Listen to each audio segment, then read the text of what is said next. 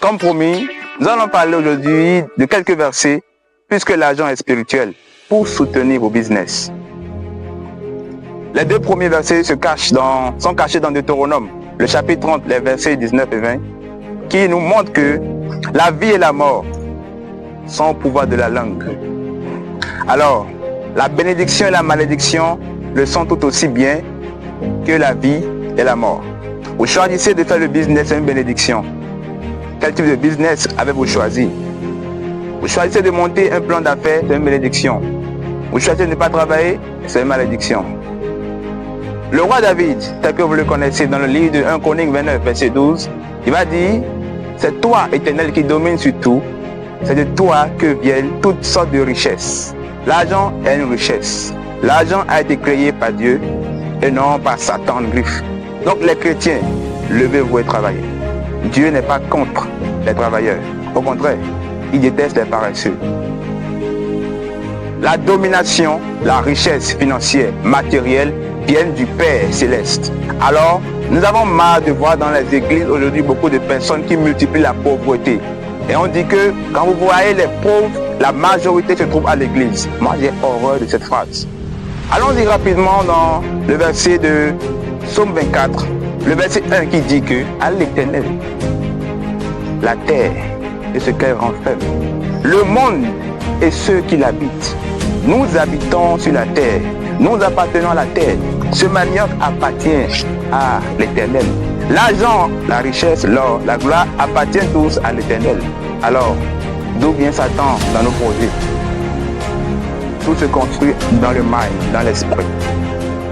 Les deux versets suivants vont vous choquer. Proverbe 11, verset 29, verset 26, qui dit: la malédiction est sur la tête de celui qui retient le blé.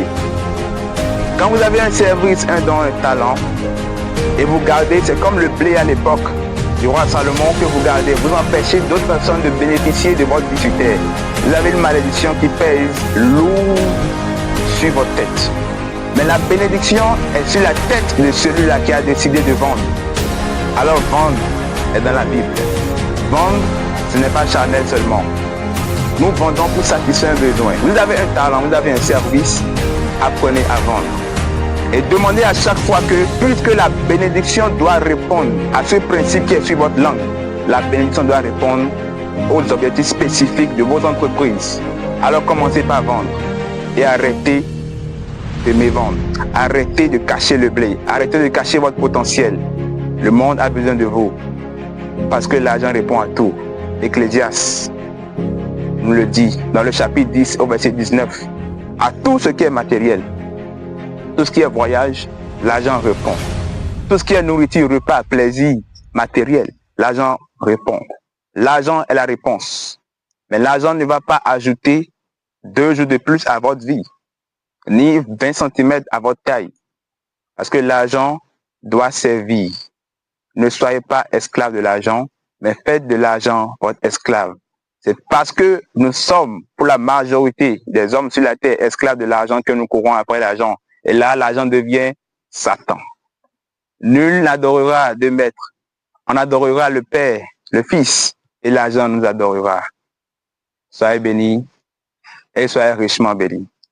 C'était Triomphe Rousseau.